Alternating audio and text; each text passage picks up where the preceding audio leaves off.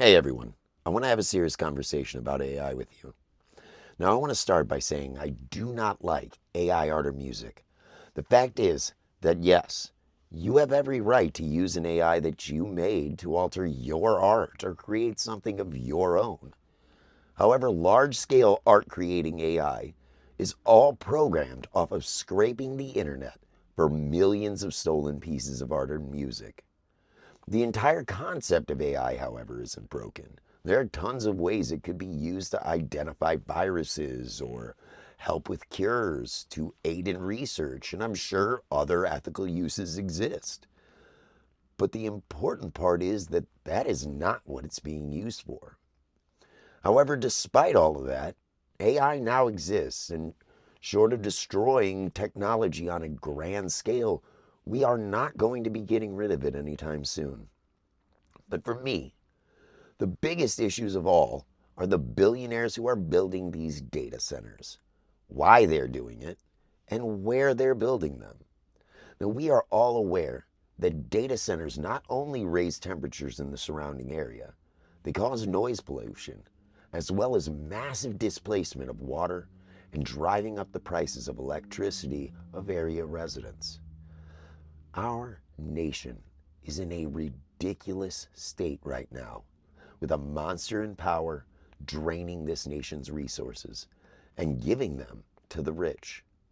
The president, his administration, and their supporters all say that these things are necessary, that these companies need these tax breaks, and that we need to defund things like Medicare and education because there just isn't money for it. But see, that's not true. In fact, if the government truly wanted to solve several of these issues, a very simple way to do so would be to institute a light tax on AI data centers, one that focused on the amount of land used, the electricity and water consumption, as well as creating an AI labor transition fund. These very simple moves would offset outrageous issues with job displacement, as well as the concerns related to the effect on communities and the economic shift caused thereby. Now, realistically, depending on the severity of the tax, this could generate anywhere between tens of billions to the low hundreds of billions of dollars in tax revenue. AI infrastructure is quickly becoming the biggest industry since telecommunications and mobile internet. According to the co-founder of Presync AI, approximately 460 to 490 terawatt hours were used in 2025, and by 2032, they estimate it will have grown to around 945 terawatt hours. And investors are already spending hundreds of billions of dollars each year to create more data centers. In addition to the electrical consumption, let's also take into account the amount of water that these data centers consume. Now, according to the Environmental and Energy Study Institute, data centers can consume upwards of 5 million gallons of water a day in some areas. The PJM region electricity grid, which contains 13 states, has reportedly had a price increase of approximately 75% thanks to the AI data center demand growth, according to an article on Tom's Hardware. So, when you take all of this into account, it creates a measurable external cost, a concentrated set of groups who can be taxed, and strong public justification for doing so. All right, then, we have these things, and we can now calculate a tax. But what exactly would a light tax look like? What would it entail? Well, knowing the billionaires, they will explode over us taxing their income or profit margins. So instead, we could use things like utility charges, infrastructure impact fees, water use permits, payroll automation, or even sovereign AI transition funds to at least prevent the monopolies. Simple and beneficial taxing practices could include instituting taxes on electricity usage, let's say between zero point 0.5 and 2 cents per kilowatt hour. Water usage could be done as an industrial utility surcharge. For land and infrastructure, We could use local property impact assessments to calculate individual case-by-case standards, thus also requiring direct oversight of company practices, keeping said companies honest. Next, we institute a tax based on the AI automation levy of 1 to 3% on labor cost saving measures above a certain threshold. Finally, we institute a computation licensing tax that works as a tiny fee for each large-scale GPU cluster. These aren't very large numbers, though. So how much would it really help us? What kind of numbers are we actually talking about? So, say we implemented an exceptionally conservative tax, one that would be politically easy to get past Congress. On the low end, say at 500 terawatt hours of AI data center usage globally at a 0.1% kilowatt hour surcharge, on the electricity alone, it would generate roughly $5 billion annually. That's not all, though. If we add in the other taxes and fees we discussed, water fees, zoning and land taxes, transition fees, and the like, it brings the total to somewhere in the ballpark of $10 to $25 billion a year worldwide, and could be achieved with almost zero resistance. But that's if we did the very least. If we hit them with a fair tax rate, like the kind every other person in business pays, it gets wild how much we could generate to fix roads, feed children, and pay for Medicare. If we work together with the European Union, the UK, Japan, Korea, and Canada to establish a fair rate that businesses in the AI industry are required to adhere to, and imposed energy surcharges, labor transition funds for displaced workers, as well as automation payroll taxes, we could generate between $50 and $150 billion in relief. Relief that could help to offset everything that has been upset by this change. And that is because low estimates are predicting we will spend $1 to $2 trillion on AI this decade. But now for the big question. Could all of this truly offset AI job displacement? Honestly, probably not. The truth is, Pandora's box is now open, and if we slam the lid closed, everything that's already come into our world is already staying. One of the biggest issues caused by it affects our youth.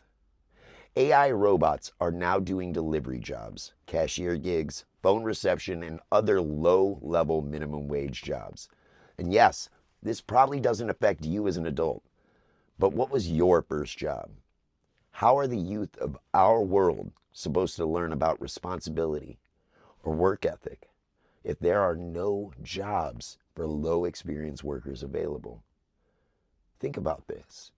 In order to become a master of your craft, you first have to be willing to be bad at it and work through that to learn. And if they are no longer able to get that position, if they aren't given the opportunity to grow from their own experience, they will not be able to learn. So no, it probably won't fix things, but it can definitely soften the blow and help to start fixing issues around our country. And that's something we are going to need, because AI productivity gains are constantly growing, and by larger and larger leaps. While the job displacement is currently uneven and sometimes delayed, the evidence and research available indicates that we haven't even begun to experience the mass displacement that is on the horizon. We're talking about clerical work, legal support, finance review and calculation, customer service, administrative operations, and that's just a few of the mass of different industries that are being partially, and some may even be completely replaced by AI. A realistic labor transition fund could finance things like wage insurance in the event of an extreme dock in pay that could cost you your home, retraining in a new field, relocation services to move away from already existing data centers, public sector employment, and healthcare options. The government could do these things.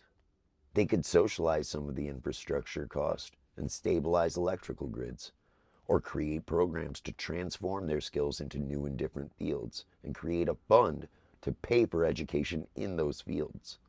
Those steps would greatly decrease the political backlash against AI. It could even make AI widely accepted if they stop the theft of art and music and put actual rules and regulations behind the unwieldy monster that is AI and created something akin to a carbon tax. Use sovereign wealth fund models to begin reducing the amount of the industry funded through our taxes, as well as adding to the American GDP. So what prevents this from happening? What is holding us back as a nation from creating this sort of design and implementing it? Well, I'll give you one guess. That's right, the billionaires and the government that they are in charge of. Currently, world governments are competing over AI investments, data centers, semiconductor fabrication plants, and cloud infrastructures. And therefore, they are offering things like this: tax abatements, subsidized power, discounted water access, and fast-track no-review permitting. This creates a global race to rock bottom, to the end of the world as we know it. The people in Congress, they're investors and industry owners, oil magnates and CEOs of conglomerates. They do not benefit from regulating or taxing these AI data centers. In fact, many of them are major investors and have a fiscal responsibility to generate profit for those shareholders, which directly conflicts with their ability to represent their constituency. And that's not just the right, though. It's the left, too. It's all of them. They almost to a person have accepted APAC funding and have a personal stake in the AI industry. And a tax on AI only serves to hurt their bottom line. So they won't do it. Both sides of this system are your enemy. Don't forget it. Thank you to my patrons and my subscribers, my followers, and everyone else who supports my work. If you wish to join the revolution, my link tree is in bio.